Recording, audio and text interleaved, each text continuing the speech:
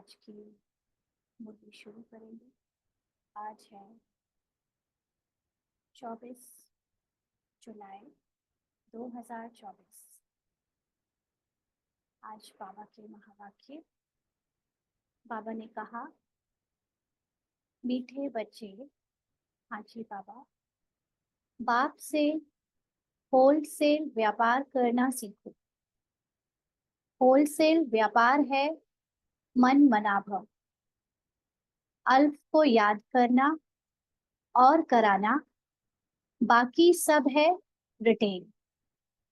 तो बाबा के पूरे ज्ञान में जो डिटेल की बातें हैं, विस्तार की बातें हैं, वो आत्माओं को विश्वास दिलाने के लिए, उनके अनेक प्रश्नों के हल करने के लिए है।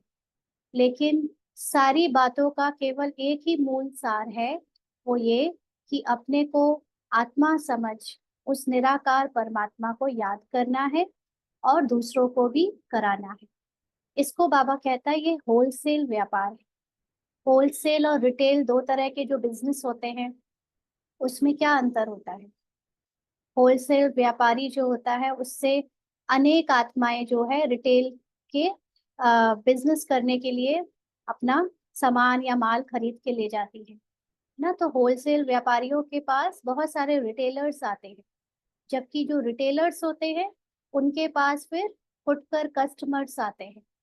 और दोनों के प्राइस में अंतर जरूर होता है, लेकिन होलसेल व्यापारी बड़ा व्यापारी होता है और रिटेल व्यापारी छोटे व्यापारी होते हैं।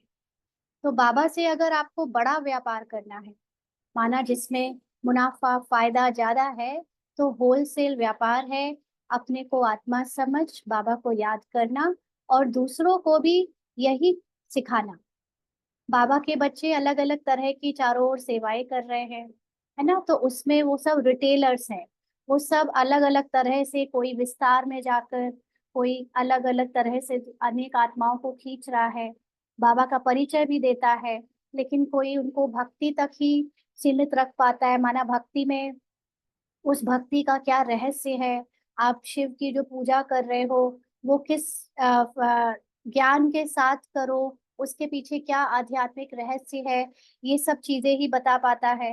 कोई भगवान उन बच्चों को बाबा से जोड़ता तो है, लेकिन उनकी भक्ति नहीं छूट पाती क्योंकि संपूर्ण ज्ञान नहीं होता, और इस कारण से वो उधर के और इधर के आधे आधे रहते हैं, संपूर्ण तरह से बदल नहीं पाते।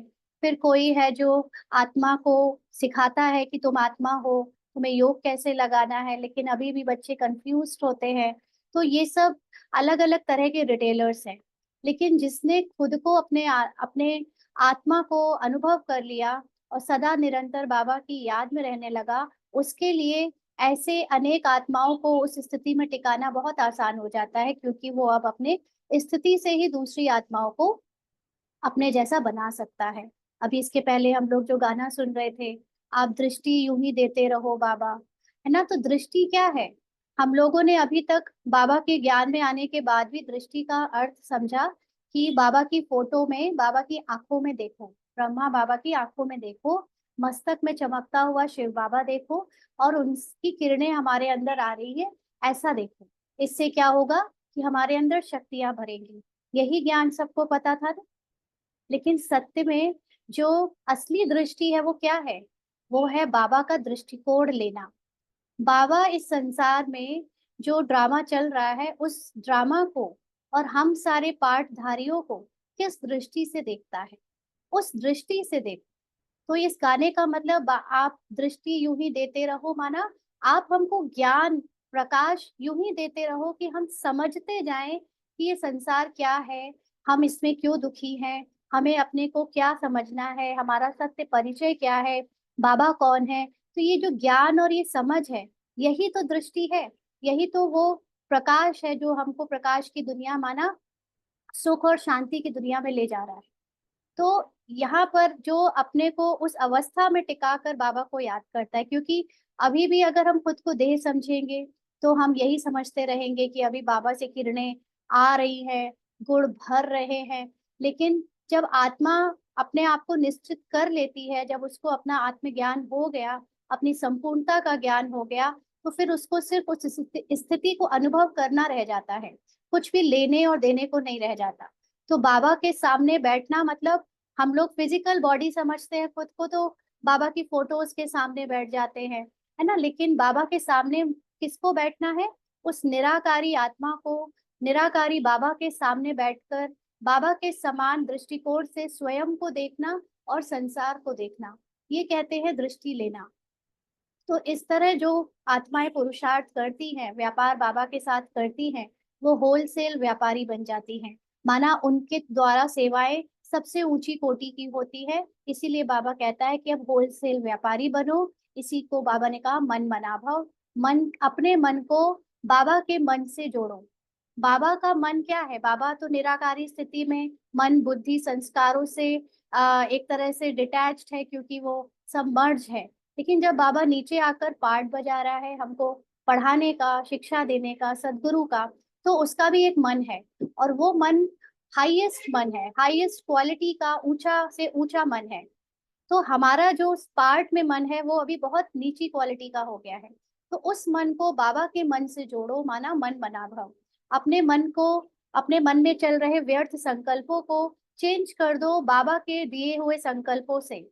बाबा ने जो हमको स्वमान दिया है, जो ज्ञान दिया है, जितना जितना हम बाबा के स्वमान को अपना बनाते जाते हैं, उसको कहते हैं मन मना भव ना। तो मेरा मन यानी हम आत्माएं अपना मन बाबा के मन से जोड़े। तो इस तरह का व्यापार करना ही सबसे बड़ा व्यापार है। बाकी सब तो जो ज्ञान और जो दूसरी तरह की सेवाएं हम कर रहे हैं वो सब रिटेल है, उसका फल भी बहुत कम मिलता है होलसेल के व्यापार से। माना हमारी जो अवस्था है वो होलसेल व्यापार यानी बाबा को याद करने से सबसे ज्यादा हाईएस्ट बनती है, और सब तरह की सेवाओं से, है ना। जैसे कंपेयर करें कि हम स्थूल सेवाएं कर रहे हैं, चाहे वाचा सेवा कर रहे हैं, चाहे हम शुभ भावना शुभ कामना की भी सेवा करते हैं, उससे भी हाईएस्ट सेवा है अपनी स्थिति से सेवा। तो जो बाकी की सेवाएं हैं वो सब रिटेल है, और जो मन मनाभव या जिसमें कहते हैं कि अपने को आत्मा स्थित करके बाबा को याद करना, वो है हाईएस्ट होलसेल व्यापार। प्रश्न है, बाप अपने घर में किन बच्चों की वेलकम करेंगे? बाप अपने घर में किन बच्चों की वेलकम करेंगे, बाबा पूछ रहे हैं।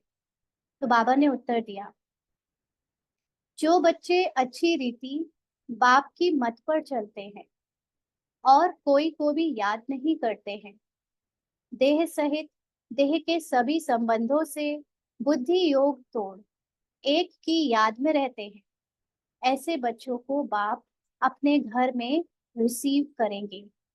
बाप अभी बच्चों को गुल गुल यानी फूल बनाते, फिर फूल बच्चों की अपने घर में वेलकम करते हैं। अब यहाँ पर हम पहले तो समझेंगे बाबा का घर, और फिर बच्चों की वेलकम करना। वैसे तो हम सब जानते हैं कि वेलकम बाबा किसकी करेगा? 108 रत्नों की या 8 रत्नों की, है ना, जो पास विद ऑनर होंगे, है ना, उनको बाबा सबसे पहले अंदर अपने पास बुलाएगा। अपने पास बुलाने का मतलब है उनको अपनी जैसी स्थिति में स्थित करेगा। तो ये कब होगा? सबसे पहले तो घर क्या है बाबा का, हम सब जानते हैं। अगर हम ब्रह्मा बाबा को देखें तो बाबा ने साफ साफ कहा हुआ है कि ब्रह्मा बाबा सूक्ष्म वतन में है अभी, या फरिश्ता रूप में है, और जैसे ही ये संगम युग ओवर होगा बाबा तुरंत कृष्ण के रूप में जन्म ले लेंगे। और ऐसे ही जो बाकी के 9,16,108 बच्चे हैं, आत्माएं हैं, वो सब तुरंत ये शरीर छोड़ेंगी, जैसे परम धाम को जस्ट टच करेंगी और नीचे आ जाएंगी। माना उनका परम धाम में स्टे करने का पार्ट ही नहीं है, उनको तुरंत नीचे आना है। तो ऐसे में बाबा फिर वेलकम करेंगे, इसका क्या मतलब? वो बच्चे तो ऊपर आने ही नहीं वाले, वो तो बस टच। अब आपके घर कोई आए और दरवाजे पर बस दरवाजे को टच करके चला जाए तो आप उनका वेलकम कर सकते हो क्या? वेलकम तो तब किया जाता है ना जब कोई अंदर आकर बैठे, रुके, अपनी खातिरदारी करने का मौका दे। तो यहाँ पर बच्चों का वेलकम करना माना बाबा अपने समान जो बच्चे बनते जा रहे हैं उन आत्माओं को अपने समान वो एक तरह से प्रिविलेज दिलवाएगा, जो उस स्थिति को सबसे पहले प्राप्त करते हैं। तो इसीलिए बाबा ने कहा कि जो बच्चे अच्छी रीति बाप की मत पर चलते हैं, कोई को भी याद नहीं करते, माना वो हाईएस्ट सुप्रीम स्थिति को कौन पा सकेगा? जो इस संसार में पार्ट प्ले करते हुए भी किसी को भी याद नहीं करता, जो देह सहित देह के सभी संबंध, माना इस पूरे ड्रामा को अपने बुद्धि योग से भूल चुका है, तोड़ चुका है। भूलना नहीं है लेकिन तोड़ना है। भूलेंगे कैसे अभी, है ना? अभी तो सेवा का पार्ट है, सेवा में आपको सबके नाम याद रखने हैं, सेवाओं में आपको लौकिक और अलौकिक दोनों तोड़ निभाने हैं। लेकिन उनको, उनके बारे में कभी भी चिंतन भी ना चले, एक सेकंड को किसी के बारे में, कौन कहाँ कैसे कब क्या, कुछ भी ना चले एक बाबा की याद के सिवा। ऐसे बच्चे बाप समान हाईएस्ट स्थिति में टिक पाते हैं और उन्हीं का बाबा वेलकम करता है। माना उनको बाबा बड़े प्यार से बिना धर्मराज से पार कराए उनको रिसीव करता है। तो रिसीव करने का मतलब अपने जैसी स्थिति पे बाबा उनको बिठाता है ना? तो इसलिए उसको कहते हैं रिसीव करना। अब अभी बच्चों को, जो बच्चे अभी फूल फूल मतलब बुलबुल फूल बनते हैं, माना किसी को भी दुख नहीं देते, तो अब ये दुख नहीं देने का पार्ट हम कैसे डिसाइड करें? क्योंकि पार्ट में जो स्टोरी में स्क्रिप्ट में लिखा हुआ है वो तो हम बच्चे भी नहीं जानते, है ना? अभी हमारे जो बचा हुआ इस आखिरी जन्म का पार्ट बचा है उसमें हिसाब किताब वश अगर किसी को दुख देना पड़ गया और हम नहीं जा चाहते लेकिन निकल जाता है क्योंकि वो हिसाब किताब आया है या कोई संस्कार आया है विदाई लेने के लिए, तो इसका मतलब है एक्चुअली हम सब जो अपना पुरुषार्थ कर रहे हैं उसमें इनिशियली तो हम सब अपना पुराना हिसाब किताब चुकतू ही करते हैं। यानी जान लेने के बाद भी कि हम आत्मा हैं और हमारा बाबा के साथ जो कनेक्शन है या हमारी जो स्थिति संपूर्ण है उसको अनुभव भी करते हुए हम अपने पिछले जन्मों के कर्मों का जो फल है उसको भोगते रहते हैं। वो साथ साथ पार्ट चलता रहता है, चाहे अच्छा चाहे बुरा। लेकिन वो पार्ट प्ले करते करते एक टाइम ऐसा आता है जब हमारे हिसाब किताब बाबा की याद में रहते रहते यानी कंप्लीट हो जाते हैं पिछले 63 जन्म के। फिर उस समय के बाद जो हमारी स्थिति बनती है फिर वो हमारी तमो प्रधानता से पूरी तरह शिफ्ट हो जाती है और फिर हमारे द्वारा किसी को भी दुख मिलता ही नहीं क्योंकि अब हिसाब किताब भी चुकतू हो गए और बाकी जो संस्कार स्वभाव है वो भी मर्ज हो गए पुराने वाले। तो उस टाइम से फिर हमारा फूल बनने का पार्ट शुरू हो जाता है, यानी किसी को भी फिर हमारे संस्कारों से या आत्मा जब अपना सत्य जान लेती है कि वो कभी सुखी दुखी होती नहीं, जैसे बाबा सुख दुख से न्यारा है वैसे आत्मा भी अपने ओरिजिनल स्टेट में सुख दुख से न्यारी है। इसलिए फिर वो किसी को दुख देते हुए या किसी के सुख को देखते हुए ना तो सुख फील करती है ना दुख फील करती है। तो ऐसे बच्चे जो बिल्कुल न्यूट्रल हो जाते हैं और फिर उनकी अपनी अवस्था से ही सभी आत्माओं का कल्याण होना शुरू हो जाता है, यानी उनको सुख मिलना शुरू हो जाता है। तो ऐसे फूल बच्चों को बाबा अपने घर में वेलकम करते हैं, माना अपने समान स्थिति में बैठाते हैं और उनको वो प्रिविलेज मिलता है जो बाबा को मिला। भगवान जैसा प्रिविलेज उन आत्माओं को भी संसार में मिलता है। प्रिविलेज मतलब उनको वो फायदा जो भगवान को फायदा मिलता है ना संसार में, कि इतने सारे बच्चे भक्त उनको याद करते हैं, सम्मान देते हैं। तो ऐसे आत्माओं को भी बाबा के समान ही वो सब कुछ मिलता है। तो अपने घर में बाबा वेलकम करते हैं जैसे। ओम शांति। बच्चों को अपने बाप और शांति धाम सुख धाम की याद में बैठना है। आत्मा को बाप को ही याद करना है, इस दुख धाम को भूल जाना है। कितना भी इस संसार में रह रहे हैं, चारों ओर दुख की परिस्थितियां आए, विचलित करने वाली परिस्थितियां आए, लेकिन हमारा सिर्फ एक ही काम है, बाबा को याद करना, अपने को आत्मा समझ। बाप और बच्चों का यह है मीठा संबंध, इतना मीठा संबंध और कोई बाप का होता ही नहीं। संबंध एक होता है बाप से, फिर टीचर और गुरु से होता है। अभी यहाँ ये तीनों ही एक है, यह भी बुद्धि में याद रहे। खुशी की बात है ना? क्यों हमको बाबा को बार बार तीन संबंधों से मुख्य याद करना जरूरी है? एक तो जब हम फिजिकल बॉडी के कॉन्शियसनेस से ऊपर उठ जाते हैं तो हमको फिर दूसरे रिश्तों की जरूरत ही नहीं पड़ती बाबा के साथ निभाने की, चाहे वो साजन सजनी, चाहे दोस्त, चाहे वो आ, माँ बाप स्थूल रूप से, है ना? वो सब क्योंकि आप जब फिजिकल कॉन्शियसनेस से ऊपर उठ गए हो तो आप और आत्मा मतलब आप एज अ आत्मा, बाबा भी एज अ परम आत्मा एक ऐसे संबंध में जुड़ जाते हैं जहाँ कुछ कहने, बोलने, सुनने, इमोशंस का कुछ रह ही नहीं जाता। जस्ट मैं और बाबा एक दूसरे को देखते रहते हैं। तो ऐसे में बाबा कहते हैं कि तीन संबंध फिर भी याद रहते हैं क्योंकि एज अ ब्राह्मण हम जो पार्ट बजा रहे हैं इसमें हम जो सेवाएं कर रहे हैं उसमें हमें time to time as a पिता, एज अ बाप, हमें बाबा की जरूरत पड़ती है प्रोटेक्शन के लिए, क्योंकि बहुत सारी ऐसी विचलित करने वाली माया की या इस पुरानी देहधारियों की दुनिया की पेपर्स आते हैं जहां पर आपको बाबा की याद यानी छत्र छाया के रूप में जरूरी होती है। फिर एज अ टीचर हमको बाबा का ज्ञान भी ब्राह्मण जीवन में बहुत जरूरी होता है, क्योंकि इसी ज्ञान से हम अपनी स्थिति को बनाते हैं। और फिर एज अ गुरु जो रास्ता दिखा रहा है, गाइड कर रहा है कि यहाँ ये करो वहाँ ये नहीं करो, ये भी बहुत जरूरी होता है इन बीके जीवन, ब्राह्मण जीवन, क्योंकि चारों तरफ ज्ञान को समझाने के लिए या सेवाओं के लिए बाबा ने वैसे तो मुरलियों में डायरेक्शन दे रखे हैं, मधुबन में भी डायरेक्शन आते हैं, लेकिन फिर भी अभी हर एक आत्मा जो यहाँ पार्ट बजा रही है बाबा का बच्चा, या जो बाबा का बच्चा नहीं भी है, हर एक के द्वारा सेवा का पार्ट एकदम अलग है। कौन सी आत्मा किस रूप में कैसे सेवा करेगी, ये बाबा ही उसको डायरेक्ट करते हैं। स्टोरी उसकी अलग से लिखी हुई है, और हर एक आत्मा को अपनी अपनी बाबा से डायरेक्शन की जरूरत होती है, राय की जरूरत होती है। इसीलिए हर एक को अपना पर्सनल बाबा के साथ बाप, टीचर और गुरु का रिश्ता रखना बहुत जरूरी होता है, क्योंकि इन बीके जीवन ये तीनों, ये हमें हमें अभी पार्ट प्ले करने हैं। अगर हम बिल्कुल निराकारी हो गए तब तो ये भी नहीं चाहिए, लेकिन अभी पार्ट में है, इसलिए ये तीनों रोल्स चाहिए। तो बाबा कहते हैं अभी यहाँ ये तीनों ही एक है, यानी तीनों ही शिव बाबा से मिलते हैं। यह भी बुद्धि में याद रहे, खुशी की बात है ना, एक ही बाप मिला हुआ है जो बहुत सहज रास्ता बताते हैं। बाप को शांति धाम और सुख धाम को याद करो, इस दुख धाम को भूल जाओ, घूमो फिरो लेकिन बुद्धि में यही याद रहे। बाबा घूमने फिरने को क्यों मना नहीं करता, क्योंकि अभी तो पार्ट में हमारा जो भी हिसाब किताब है या जो भी समय बिताना है, सेवाएं करनी है, वो सब तो घूम फिर के ही होगी। एक जगह बैठे बैठे कहाँ तक बैठे रहेंगे।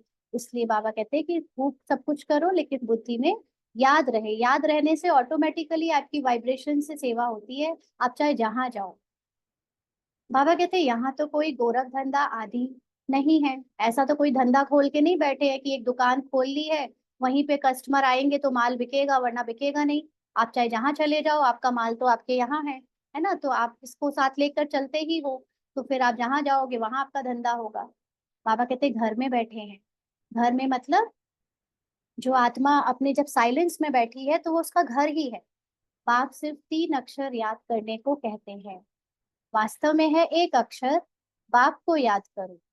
बाप को याद करने से सुख धाम और शांति धाम दोनों वर्षे याद आ जाते हैं। देने वाला तो बाप ही है, याद करने से खुशी का पारा चढ़ेगा।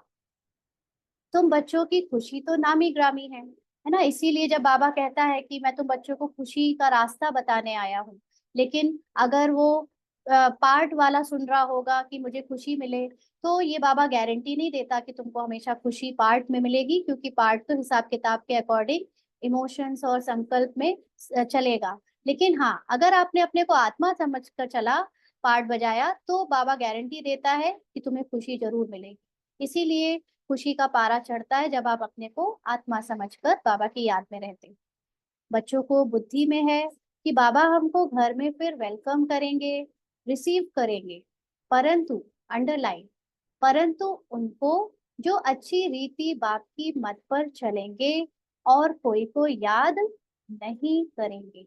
बाबा की एकमात्र श्रीमत जो है, जो हमें सबसे ज्यादा याद रखनी है या सबसे ज्यादा वही मायने रखती है, वो है और किसी को भी याद नहीं करना ना। हम बाबा के कई बच्चों से जब बात करते हैं तो कितना देह भान की बातें होती है, मेरे पराये में फंसे हुए हैं, चाहे वो लौकिक में है चाहे वो अलौकिक परिवार में है।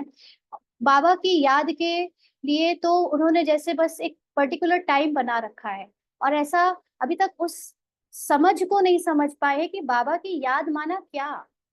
बाबा की याद माना अपनी संपूर्ण आत्मिक अवस्था में टिकना, ये बाबा की याद है। क्यों हम बाबा को याद करते, अपनी आत्मा को याद नहीं करते? क्योंकि अभी भी मैक्सिमम मेजॉरिटी बीकेज या हम ब्राह्मण्स अपने को अभी भी पार्ट समझ रहे हैं, चाहे वो बीके का पार्ट ही क्यों ना है।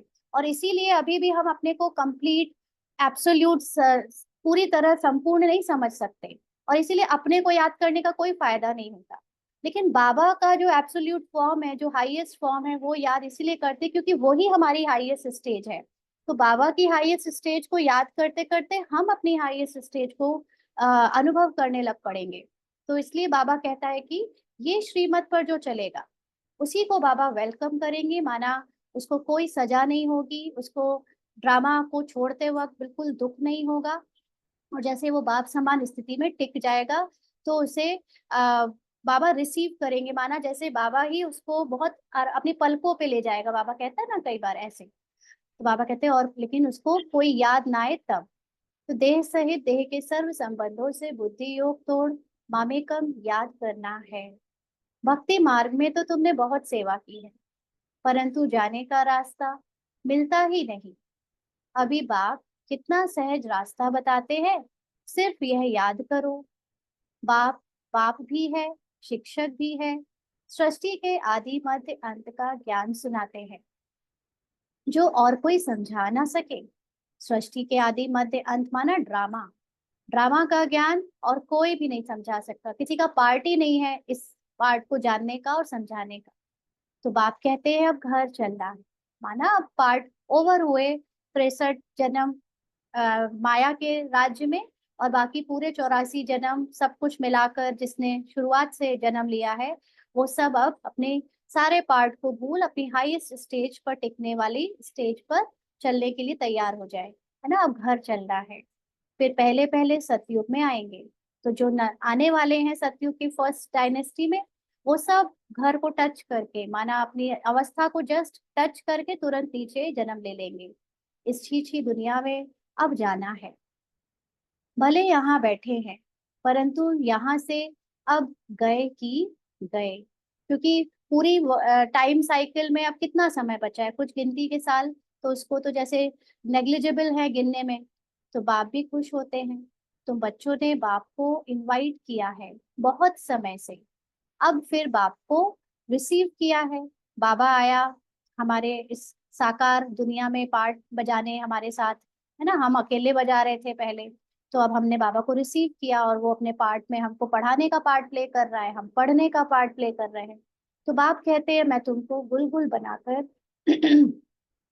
फिर शांति धाम में रिसीव करूंगा ना। वहां पर एकदम जब हम साइलेंस में हो जाएंगे, यानी कोई भी संकल्प, सब कुछ से फ्री हो जाएंगे, ड्रामा के शरीर ही छोड़ देंगे एक तरह से। अभी तो हम लोग शरीर में रहते हुए उस शांति धाम को बुद्धि से याद करने की या शांति में स्थिति बनाने की प्रैक्टिस करते हैं, लेकिन फिर एक समय आएगा जब ये शरीर भी छूट जाएगा और आत्मा में पिछला कोई भी संकल्प भी नहीं रहेगा, आत्मा अपनी शांति की स्थिति से शरीर छोड़ेगी, तो वो जैसे बस शांति धाम में रिसीव हो जाएगी।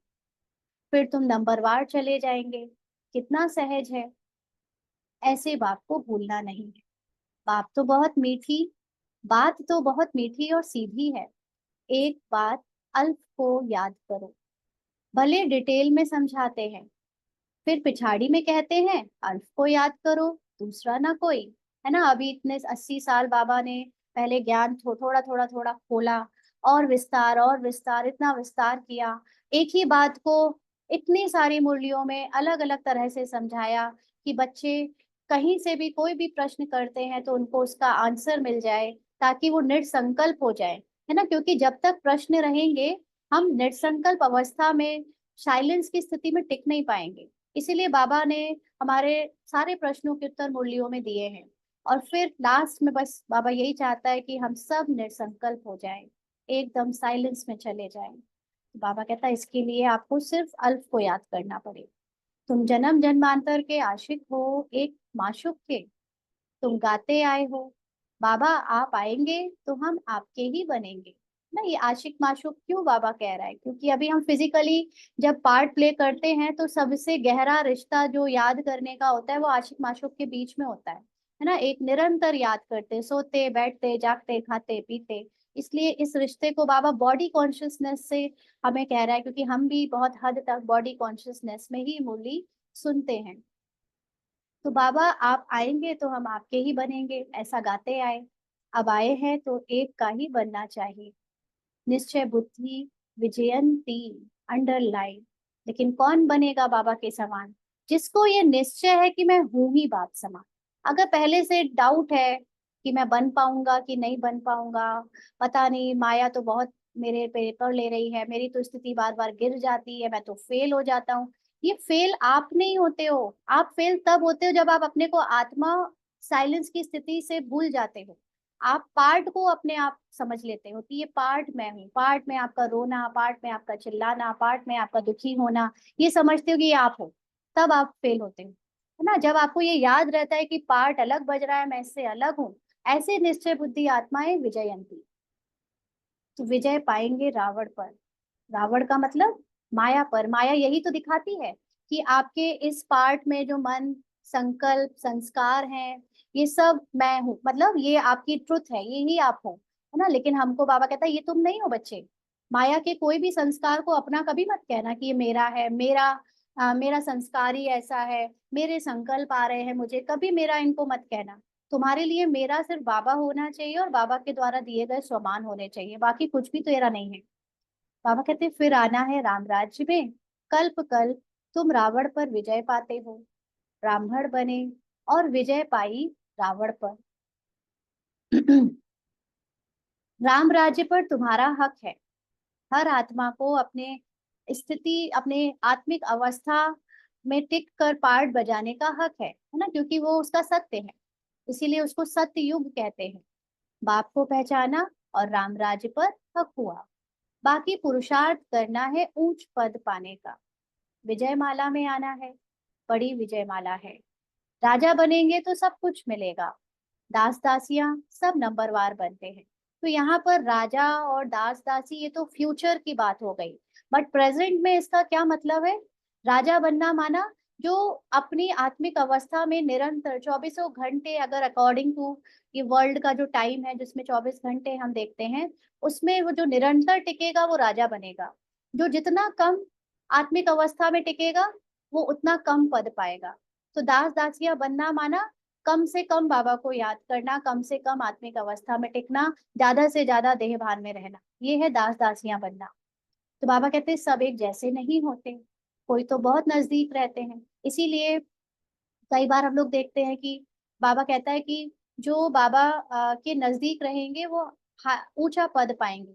तो हमें शुरू में प्रश्न उठा, बाबा नजदीक का मतलब क्या, जो मधुबन में रहते हैं, जो आपके साथ जिन्होंने साकारी पार्ट बजाया वो आपके नजदीक पार्ट बजाएंगे, तो फिर तो हम लोग का पुरुषार्थ का मतलब ही क्या है। बट बाबा ने इसका आंसर दिया, नजदीक रहने का मतलब जो निराकारी स्थिति में बाबा के नजदीक टिकता है पुरुषार्थ में, वो सदा बाबा को याद रखता है, वो बाबा के करीब पहुंचेगा। सतयुग की डायनेस्टी में माना वो नंबर 1 में आएगा। और जो बुद्धि से बाबा के से दूर रहते हैं, जो कम याद करते हैं, वो भले ही चाहे मधुबन में रहें, चाहे सेंटर्स में रहें, चाहे घर गृहस्थी में रहें, वो याद में जो दूर है वो बाबा से राजधानी में भी दूर हो जाएगा, माना कृष्ण की जो राज भाग है उससे दूर हो जाएगा। तो इसलिए यहाँ पर कोई भी ये छोटा मन ना करे कि हम बाबा से डिस्टेंस में दूर रहते हैं। ये फिजिकल डिस्टेंस की बात नहीं है, ये है आपकी आत्मिक अवस्था और स्मृति की बात। तो बाबा इसलिए कहते हैं कि जो बहुत नजदीक रहते हैं, जो राजा रानी खाते हैं, जो कुछ भंडारे में बनता है वह सब दास दासियों को मिलता है ना। सतयुग में भी ऐसे कई दास दासियां होंगे जिनको राजा रानी के समान सब कुछ सारी प्राप्तियां मिलेंगी, लेकिन वो दास दासियां होंगे और वो राजा रानी होंगे, अंतर तो होगा। तो जिसको 36 प्रकार का भोजन कहा जाता है। बट इसका मतलब है कि यहाँ पर ऐसी कई आत्माएं हैं जो बाबा को निरंतर याद करती हैं, लेकिन उनका जो याद करने का तरीका है उसमें डिफरेंस है। जो निराकारी स्थिति में बाबा को निरंतर याद करते हैं वो हाईएस्ट पद पाएंगे, और जो बाबा को आकारी या साकारी या बाप दादा के जो बाबा के साकारी आकारी पार्ट को मिलाकर याद करते हैं वो नीचे का पद पाएंगे, है ना। तो इसलिए याद की जो क्वालिटी है उससे डिफाइन होगा कि कौन क्या पद पाएगा। बाबा कहते पदमपति भी राजाओं को कहा जाता, प्रजा को पदमपति नहीं कहेंगे। भले वहां धन की परवाह नहीं रहती, सतयुग में तो प्रजा या दास दासी भी भरपूर होंगे ना, इसलिए वहां कोई धन की परवाह नहीं है। परंतु यह निशानी देवताओं की होती है, जितना याद करेंगे उतना सूर्यवंशी में आएंगे। नई दुनिया में आना है ना, महाराजा महारानी बनना है, बाप नॉलेज देते हैं। अब बाबा इतना हमको ये लालच क्यों देता है सतयुग का, महाराजा बनने का, महारानी बनने का? क्योंकि बाबा जानते ही बच्चे ना देहभान में इनको प्राप्तियों की हमेशा कामना रहती है। कुछ बनना है, कुछ करना है, कुछ मिले तब तो हम पुराना छोड़ें, है ना? नहीं तो बाबा कहे कि सब कुछ ऐसे ही छोड़ दो तो कोई नहीं छोड़ेगा। लेकिन इनको बोलो कि नई दुनिया में हम तुमको सब कुछ अच्छा अच्छा देंगे, तभी इनके हाथ से ये वाला खिलौना छूटेगा। जैसे छोटे बच्चों को दिखाते हैं ना, अगर उनके हाथों से दूसरे हाथ से खिलौना छुड़ाना हो तो एक हाथ में दूसरा खिलौना देना पड़ता है। तो ऐसे ही तो बाप नॉलेज देते हैं नर से नारायण बनने की, जिसको राजयोग कहा जाता है। बाकी भक्ति मार्ग के शास्त्र भी सबसे जास्ती तुमने पढ़े हैं। शास्त्र भी कहीं ना कहीं हम ही लोगों ने बनाए होंगे शायद, है ना? तो पढ़े भी हम लोगों ने हैं। सबसे जास्ती भक्ति तुम बच्चों ने की है। अब बाप से आकर मिले हो। बाप रास्ता तो बहुत सहज और सीधा बताते हैं कि बाप को याद करो। इसीलिए शास्त्रों में जो नॉलेज मिलती है, अगर आप उसको यथार्थ रूप से समझो तो बाबा की ज्ञान बहुत स्पष्ट उसी से हो जाए। लेकिन समझ में इतना अंतर आ गया बाद में आने वालों को, जिन्होंने बाद में ट्रांसलेट किया या समझाया, कि उनकी तमो प्रधान बुद्धि के कारण बाबा को एकदम फिर रिफाइंड ज्ञान बाद में आकर देना पड़ा। तो बाबा कहते हैं, बाबा बच्चे बच्चे कह समझाते हैं, बाप बच्चों पर वारी जाते हैं। वारिस है तो वारी जाना पड़े ना। पूरी तरह बाबा अपना सब कुछ सारा ज्ञान हम पर उड़ेल देते हैं। तुमने भी कहा था बाबा आप आएंगे तो हम वारी जाएंगे, तन मन धन सहित कुर्बान जाएंगे। एक तुम एक बार कुर्बान जाते हो और बाबा 21 बार जाएंगे। माना यहाँ पर हम एक बार बाबा को सब कुछ देते हैं और वहां पर बाबा हमको 21 जन्म तक सब कुछ दे देगा, है ना? वहां पर हमें किसी भी जन्म में दोबारा से धन कमाने की मेहनत नहीं करनी पड़ेगी। जो मेहनत करनी है वो इसी जन्म में पार्ट बजाने में, ब्राह्मण पार्ट बजाने में करनी है। बाकी फिर सब कुछ सिर्फ मिलेगा मिलेगा। तो बाप बच्चों को याद भी दिलाते हैं, समझ सकते हैं सब बच्चे नंबरवार पुरुषार्थ अनुसार अपना अपना भाग्य लेने आए हैं। बाप कहते हैं, मीठे बच्चों, विश्व की बादशाही हमारी जागीर है। अब जितना पुरुषार्थ तुम कर लो ना, जितना तुम कर लो। पुरुषार्थ माना क्या ना? कल किसी से बात हो रही थी तो उनको ऐसी कुछ बात चली तो वो बोले कि पुरुषार्थ तो हम पूरा करते हैं, लेकिन बात मुंह से, रियलाइजेशन से, हर चीज से पूरा देह भान।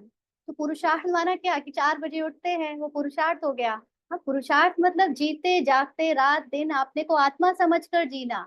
फिजिकल बॉडी की बिल्कुल सेंस ना रहे कि ये मेरे हैं, ये मेरा रिश्ता है, ये मेरी माँ बाप है, ये सब कुछ भले पार्ट बजाओ, उनको माँ बाप बोलो, उनको अपने बच्चे बोलो, लेकिन अंदर से एकदम भान में रहो कि आत्मा है, आत्मा पार्ट बजा रही है बच्चे बनने का, आत्मा पार्ट बजा रही है माँ का। ना, इसको पुरुषार्थ कहते हैं। वो सब तो विधि है कि हम सुबह उठते हैं, कि हम तुम्हारा शाम करते हैं, कि हम 4 घंटे भट्टी करते हैं, चाहे कितने घंटे भट्टी कर लो। अगर चलते फिरते काम करते आपको याद नहीं कि ये आत्मा है, तो वो पुरुषार्थ फिर किस काम का? बाबा कहते हैं, जितना पुरुषार्थ करेंगे उतना उच्च पद पाएंगे। अवस्था, जितनी अवस्था ऊंची बनेगी आपकी, उतना ही ऊंचा पद पाएंगे। नंबर 1 सो नंबर लास्ट में है। नंबर 1 में फिर जरूर जाएंगे।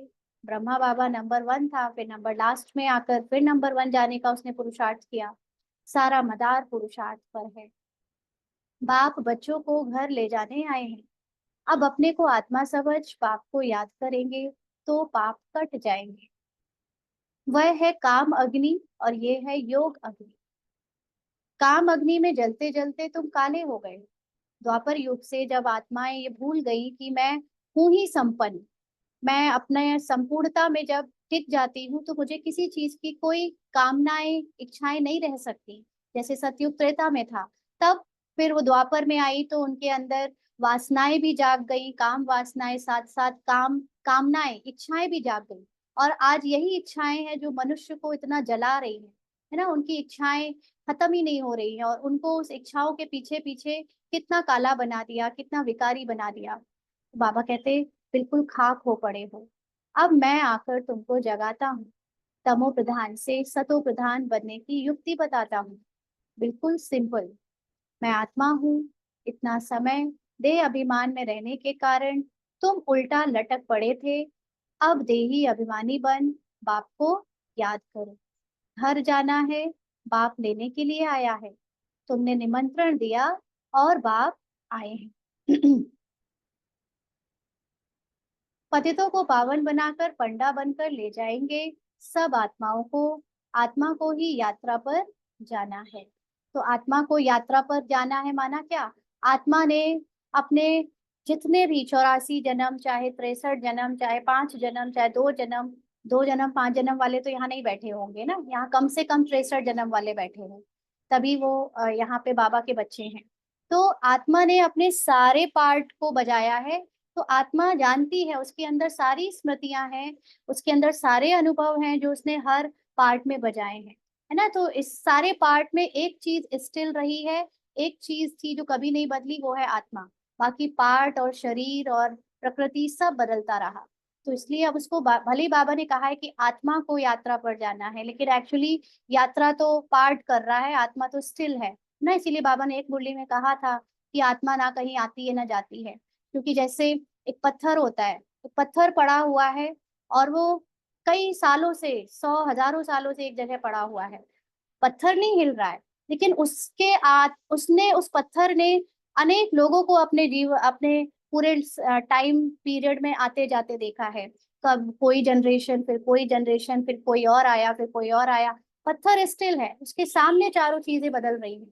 ऐसी आत्मा स्टिल है, उसके द्वारा पार्ट बजे हैं, यानी पार्ट आए चले गए, आए चले गए, बट आत्मा तो स्टिल है ना। तो आत्मा को बाबा ने हमें बोला है कि यात्रा पर जाती, बट एक्चुअली वो यात्रा पार्ट की चल रही है। आत्मा ने सारे पार्ट प्ले किए हैं। तो तुम हो पांडव संप्रदाय। पांडवों का राज्य नहीं था, कौरवों का राज्य था। यहाँ तो अभी राजाई भी खत्म हो गई है। अभी भारत का कितना बुरा हाल हो गया है। तुम पूज्य विश्व के मालिक थे, अब पुजारी बने हो। तो विश्व का मालिक कोई भी नहीं, विश्व के मालिक सिर्फ देवी देवता ही बनते हैं। यह लोग कहते हैं विश्व में शांति हो। तुम पूछो, विश्व में शांति किसको कहते हो? विश्व में शांति कब हुई है? वर्ल्ड की हिस्ट्री ज्योग्राफी रिपीट होती रहती है, चक्र फिरता रहता है। बताओ, विश्व में शांति कब हुई थी? ना, क्योंकि विश्व में शांति जब हम लाने की बात करते हैं तो हम समय की भी बात करते हैं कि बताओ किस समय विश्व में शांति थी। तो बाबा कहते तुम कौन सी शांति चाहते हो, उनसे पूछो, कोई बता नहीं सकेंगे। बाप समझाते हैं विश्व में शांति तो स्वर्ग में थी, जिसको पैराडाइज कहते हैं। क्योंकि हर चीज एक समय के अनुसार आती है जाती है। जब समय शांति का था तो शांति थी, और जब समय शांति का आएगा तब शांति फिर आ जाएगी। लेकिन हम उसको ढूंढते हैं आगे और पीछे कि वो कहाँ गई, वो कहाँ गई, लेकिन वो आती अपने टाइम पर ही है ना। उनको ये सब नहीं पता है। तो उनको बताओ कि शांति तो स्वर्ग में थी, जो टाइम निकल गया उसमें थी, और जो टाइम आने वाला है उसमें होगी, जिसको पैराडाइज कहते हैं। तो अगर आपको उस टाइम में चलना है तो फिर आप उस चलने के लिए उसका पुरुषार्थ करो। क्रिश्चियन लोग कहते हैं बरोबर क्राइस्ट से 3000 वर्ष पहले पैराडाइज था। उन्हों की ना पारस बुद्धि बनती है, ना फिर पत्थर बुद्धि बनती है। माना क्रिश्चियंस की जो बुद्धि होती है, ना तो हमारे जैसी डिवाइन बुद्धि होगी, जो देवताई बुद्धि होती है, ईश्वरी बुद्धि, और ना ही उनकी बिल्कुल वर्थलेस, है ना, पारस पत्थर बुद्धि भी नहीं बनेगी उनकी। वो फिर भी हमेशा ठीक बुद्धि के रहते हैं। तो भारतवासी ही पारस बुद्धि और पत्थर बुद्धि बनते हैं। हम ही सबसे ज्यादा महाज्ञानी और हम ही महाअज्ञानी बने। न्यू वर्ल्ड को हेवन कहा जाता है, पुराने को तो हेवन नहीं कहेंगे। बच्चों को बाप ने हेल और हेवन का राज समझाया है। ये है रिटेल, होलसेल, मतलब ये जितनी भी विस्तार की बातें हैं, जो बाबा इतना सारा मुरली चलाता है 4 पेज, वो सब डिटेल यानी रिटेल हो गया। होलसेल में तो सिर्फ एक अक्षर कहते हैं, मामेकम याद कर। चलो अभी सभी अपने को अपनी विदेही स्थिति में स्थित करेंगे और बाबा को अपने सामने देखते हुए उन्हें याद करें, उन्हें देखें, उनकी स्मृति में रहें।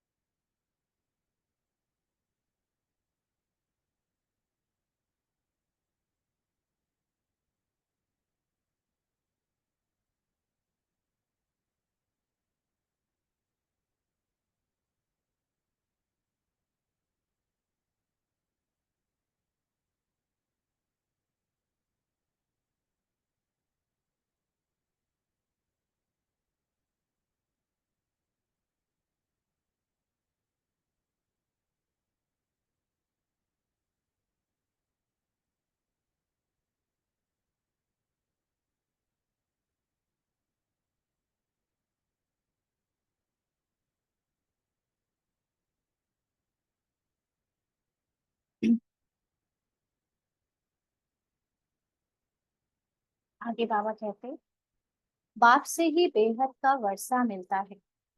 यह भी पुरानी बात है। 5,000 वर्ष पहले भारत में स्वर्ग था। बाप बच्चों को सच्ची सच्ची कहानी बताते हैं। सत्यनारायण की कथा, जो सच्ची कथा है, जो सत्यनारायण की सच्ची कथा, वो बाबा बताता है।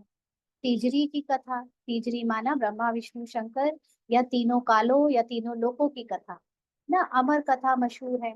अमर कथा माना जिस जो आत्मा की कथा है, आत्मा ने जो पूरे 5,000 साल वर्ष में जो साइकिल में पार्ट बजाए हैं, वो पूरी ड्रामा की जो बातें हैं, आत्मा द्वारा देखी गई हैं, उसकी कथा।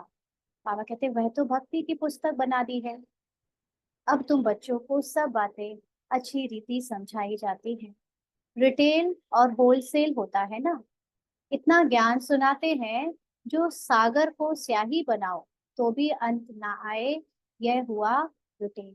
तो बाबा ने जो अपने मुख से इतने साल वर्णन किया ज्ञान का, वो तो जो एक तरह से कोर किया, लेकिन उसके अंदर अगर और जो जो गहराई में गया है, इतने सारे बाबा के बच्चों ने हर बार ज्ञान को और भी मनन चिंतन करके सुनाया। वो जैसे सागर और बड़ा सागर सागर होता गया ना, क्योंकि उनके ज्ञान को एज इट इज पढ़ देना सागर नहीं, लेकिन उसके अंदर डूबना, डुबकी लगाना और उसके से रतन निकालना, ये है सागर की क्वालिटी ना। तो इसलिए बाबा कहते इतना बाबा ने सागर के समान ज्ञान सुनाया कि सागर को स्याही बनाओ तो भी अंत ना आए। यह हुआ रिटेल। और होलसेल और पूरे का सिर्फ एक शब्द है, कि सिर्फ कहते हैं मन मना भव। अक्षर ही एक है, उसका अर्थ भी तुम समझते हो और कोई बता ना सके। इसलिए बाबा के कितना भी ज्ञान को डिस्क्राइब करने वाली क्लासेस हम सुन लें, सुना लें, लेकिन उससे इतनी आत्मा की तरक्की नहीं हो सकती जितना सिर्फ एक बात से हो सकती है, कि वो आत्मा अपने में स्थित हो जाए और बाबा को याद करे। ये सबसे शॉर्टेस्ट डिस्टेंस है बाबा और मेरे बीच में। बाकी विस्तार में तो बहुत सब कुछ है। तो बाप ने कोई संस्कृत में ज्ञान नहीं दिया है। वह तो जैसे जैसा राजा है वैसे अपनी भाषा चलाते हैं, है ना। अभी संस्कृत भाषा क्यों आई? भारतवासियों को लगता है कि संस्कृत हमारी सबसे प्राचीन भाषा है, संस्कृत भगवान की भाषा है। नहीं, बाबा ने बताया कि जब कोई राजा थे जो उस वक्त संस्कृत में बात करते थे, तो उनके समय सभी ने संस्कृत भाषा सीखी होगी और उसी में जो शास्त्र आदि लिखे गए होंगे। तो वो तो राजा की भाषा है। बाबू भगवान की भाषा संस्कृत नहीं है। बाबा कहते हैं अपनी भाषा तो एक हिंदी ही है, ही होगी। फिर संस्कृत क्यों सीखनी चाहिए? कितना पैसा खर्च करते हैं ना, क्योंकि अगर संस्कृत बाबा ने भी भाषा यूज की होती तो उसके भी थोड़े से ठेकेदार बन जाते, बस वो जो बताते वही सबको मानना पड़ता। क्योंकि संस्कृत भाषा जो है वो एक इंटेलेक्चुअल नॉलेज ज्ञान है, या इंटेलेक्चुअल भाषा है, जिसको सीखने के लिए बुद्धि बहुत अलग तरह से अच्छी चाहिए, है ना। और यहाँ पर तो हमें इंटेलेक्चुअल ज्ञान की जरूरत नहीं, लेकिन जो डिवाइन ज्ञान है, जो डिवाइन इंसाइट है, वो दिव्य बुद्धि से जो मिलता है, उसमें भाषा कुछ नहीं होती। उसमें तो आपको सिर्फ रियलाइजेशन होता चला जाता है। और उस रियलाइजेशन को समझाने के लिए सबसे सरल भाषा तो अपनी मातृभाषा हिंदी ही हो सकती है। तो इसलिए बाबा कहते हैं फिर संस्कृत क्यों सीखनी चाहिए? कितना पैसा खर्च करते हैं। तुम्हारे पास कोई भी आए, उनको बोलो, बाप कहते हैं मुझे याद करो तो शांति धाम सुख धाम का वर्षा मिलेगा। यह समझना हो तो बैठकर समझो। बाकी हमारे पास और कोई बात नहीं है ना। कई लोग बहुत इधर उधर की दुनिया भर की बातें करने आते हैं, तो उनको बोलो मुख्य बात ये है, बाकी इतना डिटेल में जाने की जरूरत नहीं है। लेकिन फिर भी क्योंकि सेवा का इतना पार्ट चलना था, विस्तार में जाना था और अंत का समय बचा हुआ था, इसलिए अभी तक सेवाओं में जिसने जो प्रश्न किए, बच्चों ने बाबा के सबको आंसर दिए, हर तरह के जवाब दिए। लेकिन अब धीरे धीरे टाइम ऐसा आता जा रहा है कि डिटेल से सबको सार में लाने की बात करती है। बाप अल्फ ही समझाते हैं, अल्फ से ही वर्षा मिलता है। बाप को याद करो तो पाप नाश हो, फिर पवित्र बन शांति धाम में चले जाएंगे। कहते भी है शांति देवा। बाप ही शांति के सागर हैं, तो उनको ही याद करते हैं। बाप जो स्वर्ग स्थापना करते हैं, वह तो यहाँ ही होता है। सूक्ष्म वतन में कुछ भी है नहीं।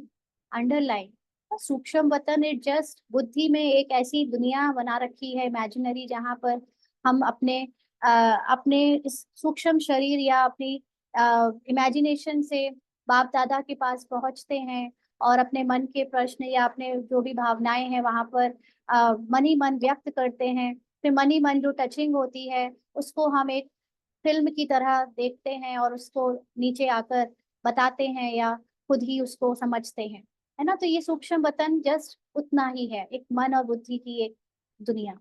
बाबा कहते हैं यह तो साक्षात्कार की बातें हैं। साक्षात्कार कहाँ होता है? आपको मन बुद्धि में ही तो होता है, तो सामने तो इन आंखों से तो देखने में आता नहीं है। बाबा कहते हैं ऐसा फरिश्ता बनना है, बनना यहाँ ही है। ब्रह्मा बाबा भी फरिश्ता कहाँ बना? भले ही बाबा का संपूर्ण रूप गुलजार दादी ने सूक्ष्म वतन में देखा, लेकिन वो संपूर्णता को अचीव तो उन्होंने नीचे ही किया ना। तो इसलिए फरिश्ता बनना क्या होता है? कोई लाइट का शरीर बनना नहीं। लाइट का तो शरीर सबका होता ही है, चाहे वो डार्क लाइट हो चाहे वो व्हाइट लाइट हो। लेकिन फरिश्ता अर्थात अपने कर्मों में इतना समर्पण बुद्धि से कर्म करना, इतने हल्के होकर आत्मिक स्मृति से कर्म करना कि आपको शरीर का भी भान ना रहे कि ये कार्य आप कर रहे हो या आपके शरीर के द्वारा हो रहा है। इतना अपनी ऊंची अवस्था से सारे कर्मों में आना, इसको कहते हैं फरिश्ता स्थिति बनाना। तो बाबा ने तो बनाकर दिखाई यहाँ पर, इसलिए अब हम सबको भी वैसे ही बनना है। फरिश्ता बनकर फिर घर चले जाएंगे। राजधानी का वर्षा बाप से मिलता है। शांति और सुख दोनों वर्ष से मिलते हैं। बाप के सिवाय और कोई को सागर कह नहीं सकते हैं। बाप तो ज्ञान का सागर है, वही सर्व का सदगति कर सकते हैं। बाप पूछते हैं, मैं तुम्हारा बाप टीचर गुरु हूँ, तुम्हारी सदगति करता हूँ, फिर तुम्हारी दुर्गति कौन करता है? तुम्हारी माना पाठ में जो दुर्गति होने वाली है वो कौन करता है? रावण। आत्मा की तो दुर्गति सदगति कुछ भी नहीं होती, आत्मा तो स्टिल होती है अपने स्थिति में। लेकिन वो जो पार्ट नीचे बज रहा है उसमें वो दुर्गति का पार्ट बजाती है। कब से? जब से रावण माना अज्ञानता, विकार, देह भान, अपनी आत्मिक स्मृति जब भूल जाती है तो वो रावण यानी दुर्गति का पार्ट बजने लगता है। तो दुर्गति और सदगति का यह खेल है ना। खेल माना बदलता रहता है। आत्मा चेंज नहीं होती, उसके पार्ट भी चेंज होते हैं। जैसे प्रकृति चेंज होती है, परिवर्तनशील है, वैसे ही आत्मा का पार्ट परिवर्तनशील है। तो बाबा कहते कोई पूछते हैं तो पूछ सकते हैं। भक्ति मार्ग में प्रश्न ढेर उठते हैं, ज्ञान मार्ग में प्रश्न की बात नहीं। एक्चुअली अभी भी हम सबके अंदर ना भक्ति के संस्कार मर्ज, मतलब मर्ज इमर्ज हो रहे हैं। इसीलिए अभी बहुत प्रश्न उठते हैं हमारे अंदर, क्योंकि अभी तक आत्मा को अनुभव नहीं किया है। आत्मा को हम बैठकर ज्ञान से समझने की, जानने की कोशिश तो करते हैं, लेकिन भक्ति मार्ग की जो अज्ञानता है वो बीच बीच में देहभान के रूप में आती है। इसीलिए बार बार प्रश्न उठते हैं कि हम अपने ही बारे में पूछते हैं कि मैं कौन हूँ, मैं कैसी हूँ, मैं कहाँ से आई, मतलब मैं आत्मा। और क्या आत्मा को स्वयं को पता नहीं कि उसका घर कहाँ है? क्या आत्मा को स्वयं का स्वरूप पता नहीं? क्या आत्मा को अपना ज्ञान नहीं? लेकिन वो आत्मा खुद को पूछ रही है, खुद को जानना चाह रही है, खुद को पहचानना चाह रही है। क्यों? क्योंकि परम धाम में, अपनी शांति की दुनिया में, वहां पर उसको कुछ अनुभव नहीं होने वाला, कुछ उसे फील नहीं होने वाला, क्योंकि वहां पर तो शरीर है ही नहीं, पांच तत्व है ही नहीं, मन बुद्धि संकल्प भी सब मर्ज्ड है। लेकिन यहाँ पर पाठ बजाते बजाते ब्राह्मण पाठ में हमको ज्ञान के द्वारा वो अनुभव करना है कि मैं आत्मा हूँ। मैं आत्मा का शांति का जो हाईएस्ट स्टेज है उसको लक्ष्य रखकर हमको ज्ञान से ये सब कुछ जानना है ना। तो जिस दिन हमने उस हाईएस्ट स्टेज को अनुभव कर लिया उसके बाद हमारे भी प्रश्न समाप्त हो जाएंगे, फिर कोई प्रश्न की बात ही नहीं रहेगी। प्रश्न उत्तर होते ही तब तक है जब तक हम बाहर से देहभान में है और अंदर आत्मा को जानने की कोशिश कर रहे हैं। बाबा कहते हैं शास्त्रों में तो शिव बाबा से लेकर देवताओं की भी कितनी ग्लानि कर दी है, किसी को भी छोड़ा नहीं है। यह भी ड्रामा बना हुआ है, फिर भी करेंगे। बाप कहते हैं ये देवी देवता धर्म बहुत सुख देने वाला है, फिर यह दुख नहीं रहेगा। बाप तुम्हें कितना समझदार बनाते हैं। ये लक्ष्मी नारायण समझदार हैं, तब तो विश्व के मालिक हैं। बेसमझ तो विश्व का मालिक हो ना सके। ना, समझ और बेसमझ का मतलब कि दुनिया की समझ नहीं। यहाँ पर जो बहुत साइंस या बहुत इंजीनियर, डॉक्टर या मैथमेटिशियन है वो वाली समझ की बात नहीं है। ये समझदार का मतलब है कि अपने को आत्मा समझकर संसार, ये बाहर की जो दुनिया है उसको अपन अपने से अलग समझकर जस्ट अपने को चलाना। ना, जब हम अपना ज्ञान पा लेते हैं तो जैसे संसार का सारा ज्ञान पा लेते हैं। अब मैं अपने अनुभव से ही कह सकती हूँ कि जैसे जैसे आत्मा की स्थिति बनती जाती है, आपको ऑटोमेटिकली सारे ज्ञान आपके इमर्ज होने लगते हैं। बिजली का काम कैसे किया जाता है, पोयम कैसे लिखी जाती है, ड्राइंग कैसे की जाती है, फला फला चीज के लिए किससे कैसे बात की जाती है, ये सब कुछ ऑटोमेटिकली आता जा रहा है। तो ये आत्मा का अपना एक गुण है, जिसमें स्थित होते ही वो 16 कला संपूर्ण बनने लगती है। तो 16 कला का मतलब यही है, किसी से बात एक्यूरेटली कैसे करनी है, इस भौतिक संसार को एक्यूरेटली कैसे चलाना है, कौन सी चीज कैसे सुधारनी है, आपके अंदर ये सारे ज्ञान आने लगते हैं ऑटोमेटिकली। पहले हम बाहर से सीखते थे, लेकिन अभी आप देखोगे कि आपकी ड्राइंग अच्छी होने लगेगी, आपको लिखना आने लगेगा, तरह तरह की बातें एक्सप्रेस करना आना लगेगा। ये सब एक्सपीरियंस है, जो इस स्थिति में टिक रहा है उसको अनुभव होगा। तो इसलिए बाबा कहते हैं कि वो लक्ष्मी नारायण समझदार है, ये समझ आ जाती है आपको, तब तो विश्व के मालिक है। बेसमझ तो विश्व के मालिक हो ना सके। पहले तो तुम कांटे थे, अब फूल बन रहे हो। इसीलिए बाबा भी गुलाब का फूल ले आते हैं, ऐसा फूल बनना है। तो देह भान में आकर पार्ट में अभी भी हमारे द्वारा कुछ कुछ कांटों का पार्ट हो जाता है, लेकिन हम जानते हैं अगर कि मेरा असली स्वरूप फूल है ना, सबको सुख देने वाला है, तो वो फूल हम सदा के लिए उस स्थिति में जल्दी टिक सकते हैं। तो बाबा कहते हैं ऐसा फूल बनना है, उस लक्ष्य को सदा अपने सामने रखो। खुद आकर फूलों का बगीचा बनाते हैं, फिर रावण आता है कांटों का जंगल बनाने। कितना क्लियर है, यह सब सिमरण करना है। एक को याद करने से उसमें सब आ जाता है। बाप से वर्षा मिलता है, यह बहुत भारी दौलत है ना। बाबा ही सार है, उसको याद करो, आपकी सारी इच्छाएं, आपके सारे कलाएं सब कुछ डेवलप हो जाएंगे, सारी समस्याओं के समाधान मिल जाएंगे। हम इतना परेशान होते हैं, इतना अपनी तरफ से ये मन हमें चलाता है, घुमाता है। जैसे वो कहानी है ना, गणेश जी की और कार्तिक की। गणेश को समझदार किस लिए कहते हैं, क्योंकि गणेश ने जब बोला कि पूरी दुनिया का चक्कर लगाओ, तो उसने सिर्फ अपने माता पिता का चक्कर लगाया नहीं, भगवान का, परमात्मा का चक्कर लगाया। उसने सिर्फ अपने आप को परमात्मा में टिकाया। और कार्तिक अपने आप को होशियार समझता रहा और दुनिया भर में घूम कर आया, तो वो हार गया। ऐसे ही बाबा के बच्चे जो ये समझते हैं कि हम डिटेल में जाएं, हम विस्तार में जाएं, और हम अपने को ऊपर से बहुत हर चीज से संपूर्ण करने की कोशिश करें, फिजिकली हम हर चीज सीख लें, वो पीछे रह जाते हैं। और जो बच्चे सिर्फ बाबा में स्थित रहते हैं, उनको ऑटोमेटिकली अंदर से उनका सारा परिवर्तन चालू रहता है और वो फर्स्ट चले जाते हैं। तो बाबा कहते हैं ये बहुत भारी दौलत है। शांति का भी वर्षा मिलता है, क्योंकि शांति का सागर वही है। लौकिक बाप की ऐसी महिमा कभी नहीं करेंगे। श्री कृष्ण है सबसे प्यारा, पहले पहले जन्म ही उनका होता है, इसीलिए उनको सबसे जास्ती प्यार करते हैं। बाप बच्चों को ही सारे घर का समाचार देते हैं। बाप भी पक्का व्यापारी है, कोई विरला ऐसा व्यापार करे, बहुत बहुत कम बच्चे ऐसा व्यापार करते हैं। होलसेल व्यापारी कोई मुश्किल बनता है। होलसेल का मतलब पूरा अर्पण, पूरा समर्पण बुद्धि से बाबा का बन जाना। एक सेकंड बाद भी क्या होना है ये भी ना सोचे हो। अभी हम लोग कितना सोचते हैं हम प्लानिंग करें, हम बनाएं। हम ना पास्ट में जिए, हम ना फ्यूचर में जिए, हम सिर्फ प्रेजेंट में बाबा को याद करें। हमारे लिए काल की डेफिनेशन ही समाप्त हो जाए। काल माना टाइम, बाबा क्या है, काल से परे है, टाइम से परे है, इसीलिए उसको महाकाल कहते हैं। तो जब बच्चे भी टाइम से परे हो जाते हैं कि फ्यूचर में क्या होने वाला है या पास्ट में क्या हुआ उसका सोचे, दोनों से ही बच्चे उपराम होकर सिर्फ बाबा की याद में टिकते हैं, तो बच्चे भी महाकाल हो जाते हैं ना। इसीलिए ऐसे बच्चे बहुत कम बन पाते हैं, बाबा को याद करते ही रहते हैं। कोई रिटेल पे सौदा कर फिर भूल जाते हैं। बाप कहते हैं निरंतर याद करते रहो, क्योंकि हमारे पास सिर्फ प्रेजेंट है। ये नहीं सोचो कि पुरुषार्थ कब करेंगे, कल करेंगे, आगे करेंगे, अभी अभी अभी टिक जाओ, बस यही पुरुषार्थ है।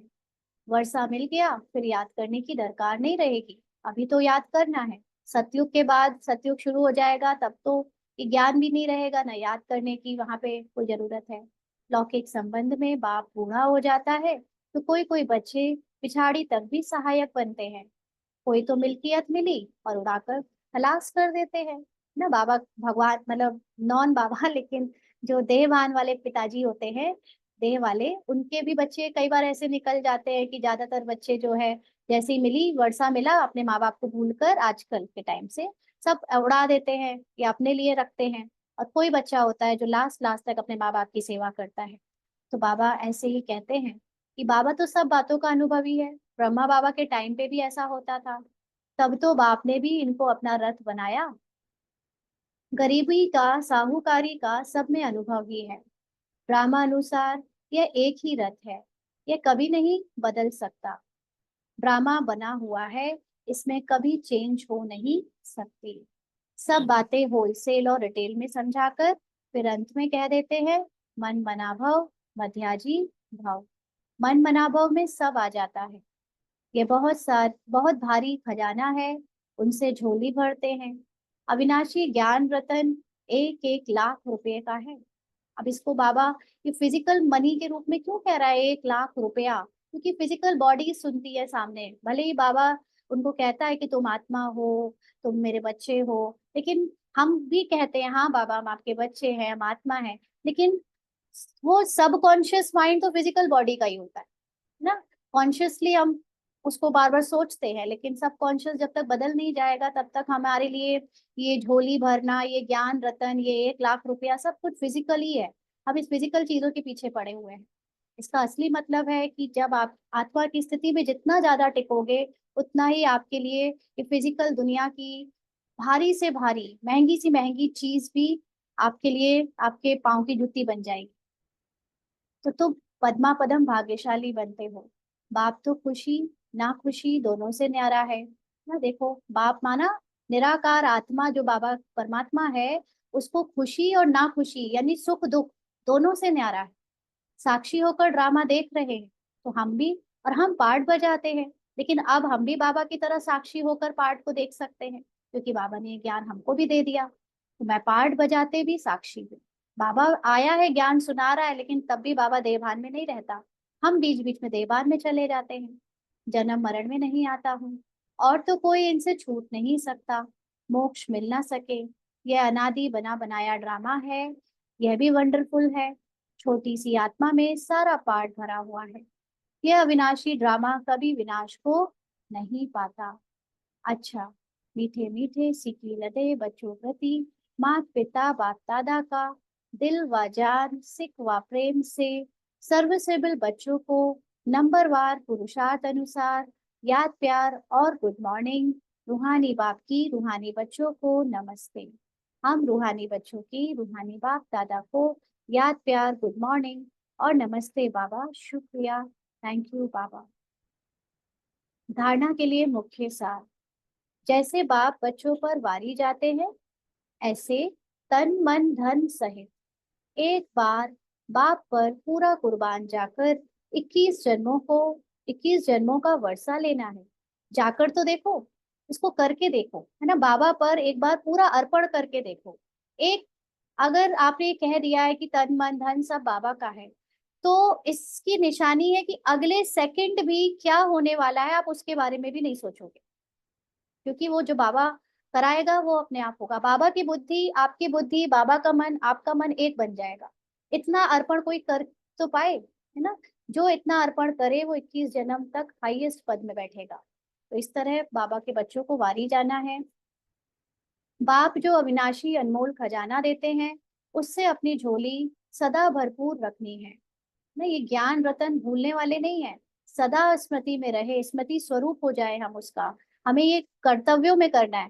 कई बार हम लोग पुरुषार्थी जीवन में ये कहते हैं कि वो ज्ञान का पॉइंट है, लेकिन हम जीते वैसे हैं ना। ऐसे नहीं होता है। ज्ञान मतलब जीवन, ज्ञान को जीवन में दिखाना है, दिखना चाहिए ना। ये सुनाने वाला ज्ञान नहीं है। इसीलिए बहुत सारे ब्रह्मा कुमारी के द्वारा डिससर्विस होती है कि वो जो बोलते हैं बाद में उनको देखने वाले, उनके घर वाले कहते हैं आप तो ऐसे हो नहीं, आप तो उस स्मृति से जीते नहीं। माना कि शुरू में वो स्मृति पक्की नहीं होती है, इसलिए दो द्वैत दिखता है, लेकिन एक टाइम के बाद वो आपका स्वरूप बन जाना चाहिए। जो पुराने होते जा रहे हैं उनके स्वरूप में वो आ जाना चाहिए। अभी तक भी हमारे घर वाले, लौकिक वाले अगर हमसे संतुष्ट नहीं हो रहे हैं, जो बहुत सालों से चल रहे हैं, 20-20 साल से, तो भी क्या फायदा फिर उस ज्ञान का अगर आपके स्वरूप में नहीं दिख रहा। ये नहीं कहना चाहिए कि पुरुषार्थी है पुरुषार्थी है। आप पुरुष यानी आत्मा के अर्थ में टिक नहीं रहे हो। एक बहाना दे रखा है कि हम अंत में पूरा करेंगे पुरुषार्थ। अंत कुछ नहीं होता। ना हमारे पास पास्ट है, ना हमारे पास फ्यूचर है, हमारे पास सिर्फ प्रेजेंट है। अभी उसको टिकना है उसी स्थिति में, और अभी इस ज्ञान को अपने जीवन में जीना है। ज्ञान को रियल लाइफ से अलग मत रखो, रियल लाइफ में ही ज्ञान होना चाहिए। तो बाबा कहते हैं, सदा इसी खुशी व नशे में रहना है कि हम पद्म भाग्यशाली है। वरदान है ब्राह्मण जीवन की प्रॉपर्टी और पर्सनालिटी का अनुभव करने और कराने वाली विशेष आत्मा भाव। ब्राह्मण जीवन की प्रॉपर्टी और पर्सनालिटी का अनुभव करने और कराने वाली विशेष आत्मा भाव। बाप दादा सभी ब्राह्मण बच्चों को स्मृति दिलाते हैं कि ब्राह्मण बने अहोभाग्य। ब्राह्मण बने माना भगवान के बच्चे बने, अपना ज्ञान मिला, यही अहोभाग्य। औरों को तो ये ज्ञान नहीं है, ये अनुभव ही नहीं है भगवान क्या होता है।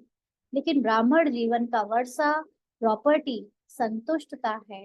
अंडरलाइन, कल भी इस बारे में हमने बात करी थी कि ये माया आपको फील कराती है कि अभी अच्छा नहीं चल रहा पुरुषार्थ, अभी आगे करेंगे।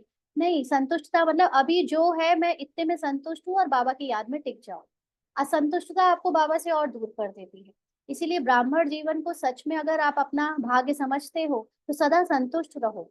प्रॉपर्टी इसकी संतुष्टता है, और ब्राह्मण जीवन की पर्सनालिटी प्रसन्नता है, क्योंकि जो संतुष्ट रहेगा वही प्रसन्न रह सकेगा।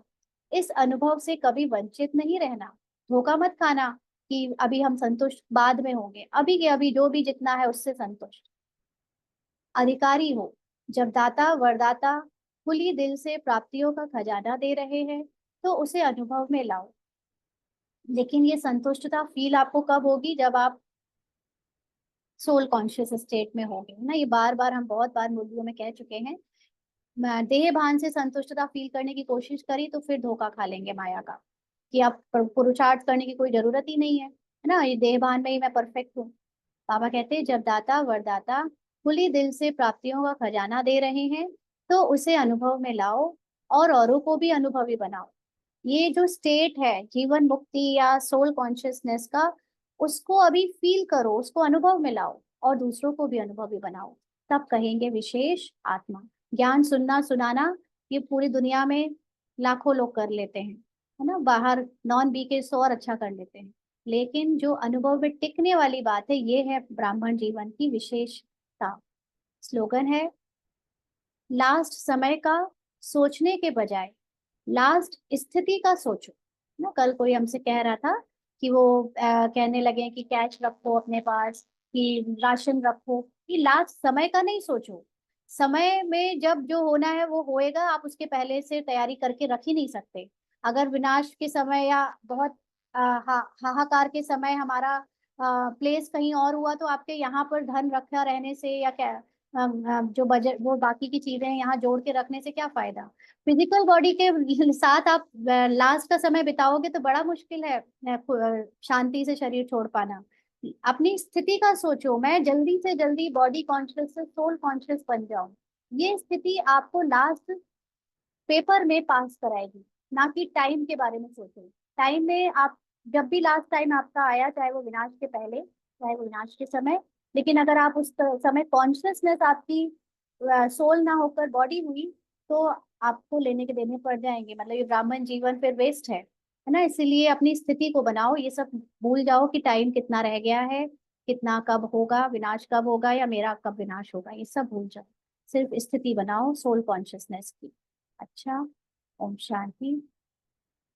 आज के अव्यक्त इशारे हैं, इस समय ऐसा परोपकारी ग्रुप चाहिए जो देने वाला दाता हो। जैसे संपन्न राजाएं सदा प्रजा को देने वाले होते हैं, संपन्न राजाओं का हाथ कभी भी लेने वाला नहीं होगा, देने वाला होगा। आप बच्चे तो स्वर्ग के विश्व महाराजा बन दाता रूप का पाठ बजाने वाले हो, तो अभी से वही संस्कार स्वयं में भरो। तो हम सबको अपने अंदर अभी ये बहुत ध्यान से इस पार्ट को देखना है कि हमारे पार्ट में भी हम, है ना, वैसे आत्मा की मूल अवस्था में तो वो सदा ही दाता है, लेकिन अभी जो पार्ट बजा रहे हैं उसमें भी हमें बहुत ध्यान से देखना है कि कभी भी हम दूसरों से मान सम्मान या कुछ पहले वो दें फिर हम उनको दें, वो हमको स्नेह दें फिर हम उनको स्नेह दें, ऐसी कामना ना रखें। लेकिन हम सदा ही अपने को वो आने वाली जो समय है उसमें दाता बनकर, हम उस समय जो राजा बनेंगे ऐसा खुद को मानकर अभी से ही सबको देने का संस्कार इमर्ज करें। चाहे वो स्थूल चीजें हैं, चाहे वो सूक्ष्म चीजें हैं, चाहे वो गुण है, चाहे वो शक्तियां हैं, चाहे विशेषताएं। अच्छा। ओम शांति। तो बाबा ने कहा आज ऐसा ग्रुप बनाना है हमको, है ना, हम बनेंगे तो हमको देखकर अनेक ऐसे बनेंगे, तो अपने आप ये ग्रुप बनता चला जाएगा। ओम शांति।